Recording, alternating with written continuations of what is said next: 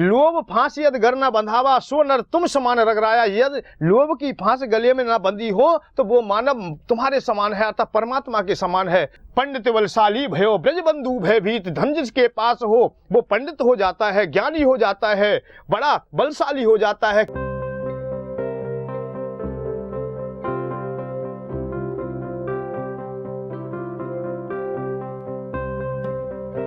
महाराज श्री आगे बढ़ूंगी।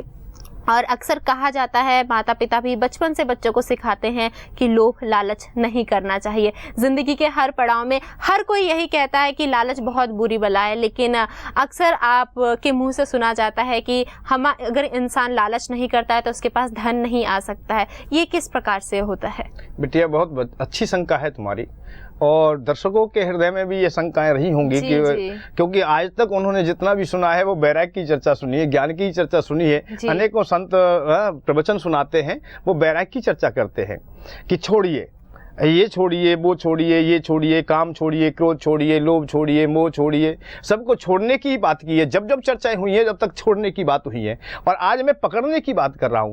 मैं तो तुम्हें वो मार्ग बताने का प्रयत्न कर रहा हूं। वास्तविकता तो ये है कि मैं ये तुम्हें सिद्ध हो जाएगा कि मैं लोभ की चर्चाएं शायद नहीं कर रहा हूं। लोभ की चर्चाएं हो सकती है जिन्होंने वैराग्य की चर्चा की, उन्होंने लोभ की चर्चा की हो, क्योंकि उनके हृदय में तो भारी लोभ था।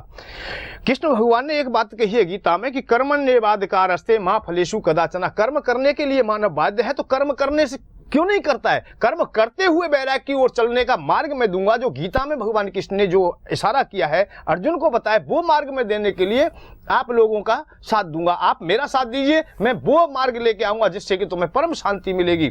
भगवान श्याम सुंदर ने इशारा कर दिया है कि अर्जुन तू युद्ध कर, युद्ध करते हुए मेरे लिए समर्पण हो, तो तुम्हें युद्ध का जो पाप पुण्य है वो तुम्हें नहीं भोगना पड़ेगा। ऐसे ही मैं तुम्हें वो मार्ग बताना जा रहा हूं कि संसार में रहते हुए तुम धन कमाते हो, धन तुम्हारे पास होगा, तो तुम ये अनिवार्यता नहीं कि तुम लोभी होंगे।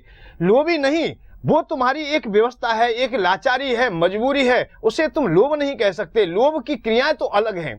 और दूसरी बात यह है कि ये विषय किसी भी अवस्था में छूटना नहीं चाहते, और छूटना भी बड़ा कठिन है। ना तो काम छूट सकेगा, ना क्रोध छूट सकेगा, ना लोभ छूट सकेगा, ना मोह छूट सकेगा, क्योंकि इन विषयों के द्वारा ही हमारी उत्पत्ति हुई है, और चराचर जगत की भी उत्पत्ति इसी के द्वारा हुई है। ऐसा कोई भी मानव या प्राणी नहीं है जिसके हृदय में कामना हो, क्रोध ना हो, लोभ ना हो। जो पशु पक्षी आदि हैं उनके हृदय में भी ये विषय होते हैं। मैंने तो बहुत प्रयत्न किया है। कोई होगा संत, मैं ये नहीं कहता कि नहीं हो सकता है, कि वैरागी नहीं हो सकते, या ज्ञानी नहीं हो सकते, या काम को जीतने वाले नहीं है, या क्रोध को जीतने वाले नहीं है, परंतु मैं तो हारता ही दिखाई दिया हूं। जब जब मैंने प्रयत्न किया है, कहीं ना कहीं ने विषयों ने मुझे खींचता दिखाई दिया है। उदाहरण के लिए मैं कई रहस्य तुम्हारे सामने खोल सकता हूं कि जो वैराग्य की चर्चाएं करते हैं वो उनके पास आसपास हमने धन बहुत देखा है जी। जो वैराग्य की चर्चाएं करते हैं बहुत देखें, और स्वयं चाहे कैसी व्यवस्था में रहे हों, वैराग्य की चर्चा करते करते स्वयं धनवान बनते मैंने कई संतों को देखा है। करोड़पति होते देखा है, अरबपति होते देखा है। और टेलीविजन के माध्यम से दर्शक देख रहे हैं तो टेलीविजन में भी देख सकते हो तुम, हजारों संत ऐसे मिल जाएंगे, कई संत मिल जाएंगे, वैराग्य की चर्चाएं तो कर रहे हैं। और यहाँ तक अवस्थाएं मैंने देखी है, अनुभव की है कि तन पर वस्त्र भी नहीं है, फिर भी करोड़ों रुपयों का आसपास आदान प्रदान है, या करोड़ों रुपये की संपत्ति के मालिक हैं वो, तभी वो शंकराचार्य या तभी धर्मगुरु या विशेष करके गुरु बने बैठे हैं। अर्थात मेरा इशारा ये है कि धन को थोड़ी देर के लिए उन संतों से अलग हटा के देखिए तो उनकी क्या अवस्था होती है। यह हम केवल झूठ मूठ को वैराग्य धारण किए बैठे, इसीलिए आज तक हम लोगों को शांति का मार्ग ना मिला। इसलिए मैं तो वो मार्ग लेके आना चाहता हूं जिससे कि सत्य सामने आ जाए। तुम्हारे हृदय में यदि लोभ है, और वैसे एक बात मैं फिर बताऊंगा, जो मेरी चर्चा ये भक्ति मार्ग से अलग है, ये भक्तों के लिए है ही नहीं, ये वैरागियों के लिए नहीं है। यदि किसी के पास वैराग्य है तो वो श्रेष्ठ है, क्योंकि लोभ तो इस संसार में फंसाता है। मैं इस बात को स्वीकार करता हूं, और आप लोग भी जानेंगे कि संसार में लोभ अपनी ओर लाता है। स्वयं सुग्रीव जी ने भगवान राम से कहा है, हे प्रभु, हे दीनानाथ, हे कृपा निधान, लोभ फांस यद घर न बंधावा सो नर तुम समान रगराया। यदि लोभ की फांस गले में ना बंधी हो तो वो मानव तुम्हारे समान है, अर्थात परमात्मा के समान है। मैं भी ये स्वीकार करता हूं, यदि किसी वैरागी के हृदय में, किसी भी व्यक्ति भक्त के हृदय में यदि लोभ नहीं है तो वो तो परमात्मा के समान है। वो सबका गुरु है, मेरा गुरु है, मैं उसका आदर करूंगा और सम्मान करूंगा और मेरे हृदय में बसेगा, क्योंकि वही परमात्मा का स्वरूप है जिसके हृदय में लोभ ना हो। लोभ तो कहीं ना कहीं छुपा दिखाई देता है, परंतु मैं उन व्यक्तियों से भी कहना चाहूंगा, उन संतों से भी कहना चाहूंगा, झूठ मूठ को यदि तुम्हारे हृदय के भारी आवरण में वैराग्य है और भीतर से लोभ छुपा हुआ है, तो पहले लोभ की पूर्ति कर लीजिए, जिससे कि तुम्हारा वैराग्य खंडित ना हो, वैराग्य तुम्हारा स्थिर हो जाए। तो ये बात बिटिया लोभ मात्र की नहीं, ये तो लाचारी मजबूरी की हो सकती है। मैं तो उन अवस्थाओं को बताना चाहता हूं कि धन के अभाव में बड़े बड़े राजा महाराजाओं को भी हमने टूटते देखा है, बिकते देखा है। हरिश्चंद्र की जो कथा सुना रहे, बिकते हुए देखा है, अपनी पत्नी को बेचते हुए देखा है।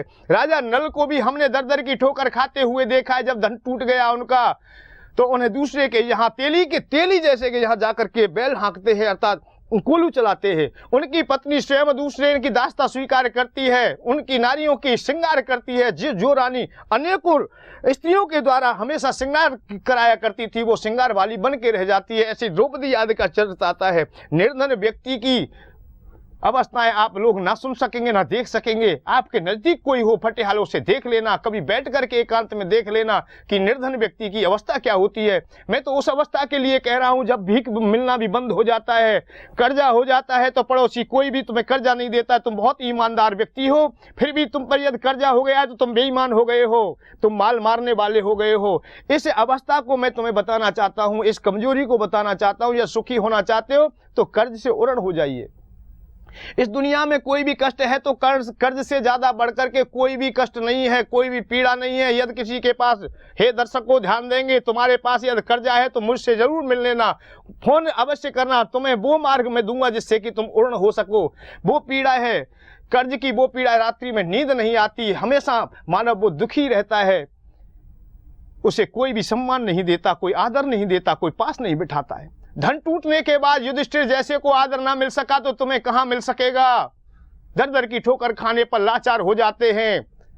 युधिष्ठिर महाराज विराट की सभाओं में नौकरी किया करते थे, मजदूरी करते थे, पांचों भाई वहीं रह रहे थे, वहीं द्रौपदी भी रह रही थी।